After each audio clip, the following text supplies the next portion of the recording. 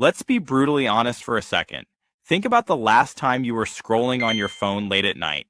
You see a post from someone you went to high school with, someone you haven't spoken to in over a decade.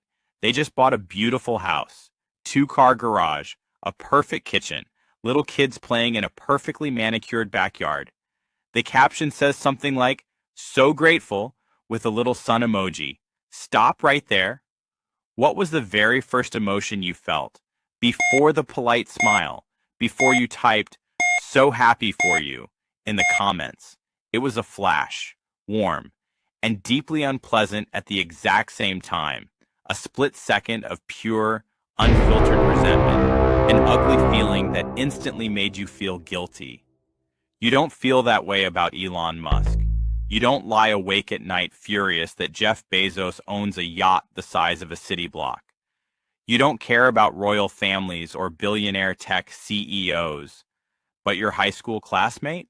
His success makes you furious in exactly 3 seconds. Why? The self-help industry will tell you it's a character flaw, a sign of smallness, a toxic mindset.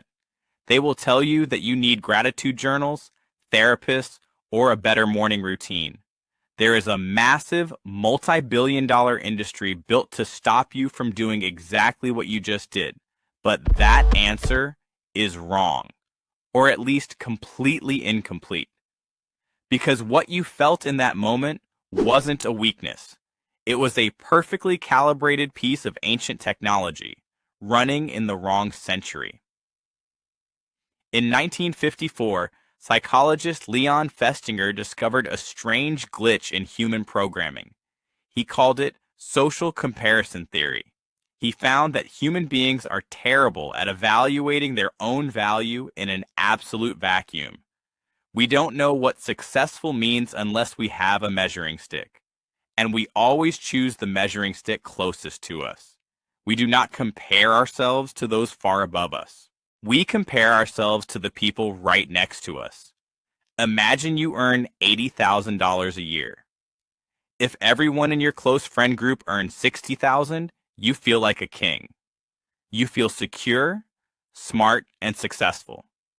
But if you take that exact same salary and move to a neighborhood where everyone earns $120,000, suddenly you feel poor. You feel inadequate. You feel like you are failing. The math didn't change. Your life didn't change. The only thing that changed was the data your brain used for comparison. The gap between you and a billionaire is like comparing your height to a mountain. It's too large to compute. It doesn't feel real. But your classmate?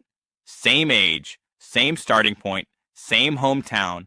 That gap is small enough to mean something. Your brain registers it as vital data.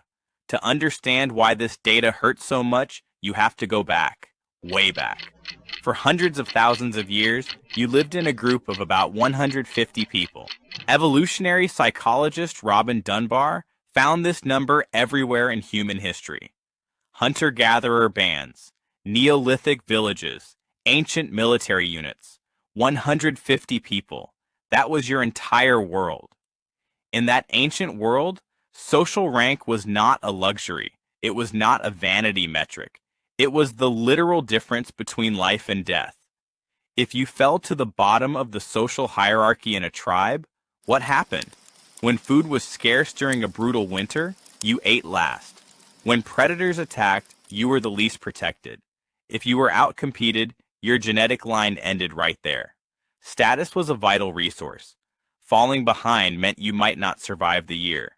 So your brain evolved a highly sensitive, paranoid alarm system to track it automatically. It watched the people around you. It noticed who was rising, who was falling, who got the bigger share of the hunt. It constantly measured you against the 150 people you actually knew. That ancient alarm system is still running inside you, right now. The problem is, the world changed in the blink of an eye, and your biology didn't. You are no longer wandering the savannah in a tribe of 150 people. You carry a glowing rectangle in your pocket that connects you to billions. And worse, There are supercomputers on the other side of that screen. Algorithms designed by thousands of engineers to figure out exactly what keeps your eyes glued to the glass. And they realize something very quickly. Nothing captures human attention like a shift in social status. So every single day, the feed curates the absolute best, most heavily filtered highlight reels of hundreds of people.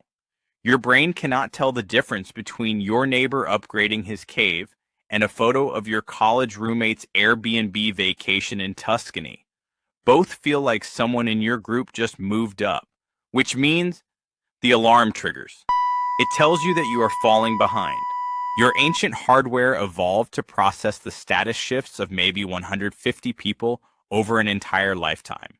Now it processes hundreds of promotions, gym photos, perfect relationships, and kitchen renovations every single day. The hardware is ancient. The inputs are totally unnatural.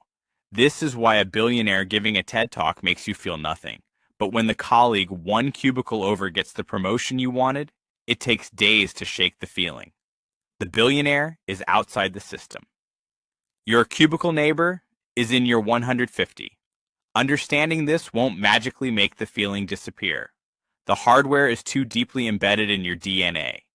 You will still scroll past someone's new house and feel that warm flash of resentment in your chest. But here's the massive shift. You stop treating it as a moral failing. You stop calling yourself a bad person, a jealous friend, or a failure.